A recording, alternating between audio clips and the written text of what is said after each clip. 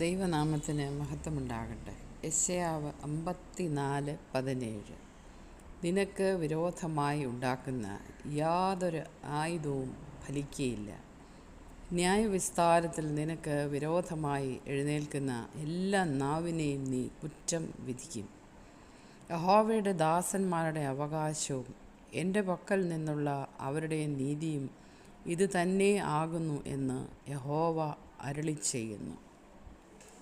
ഈ വചനങ്ങൾ നമുക്ക് ഏത് പ്രതിസന്ധിയിലും ബലവും ധൈര്യവും തന്ന് ഇന്നത്തെ ജീവിതത്തിൽ നമുക്ക് സമാധാനത്തോടെ ജീവിക്കുവാൻ ദൈവം തമ്പുരാൻ നമ്മളെല്ലാവരെയും സമൃദ്ധമായി അനുഗ്രഹിക്കട്ടെ.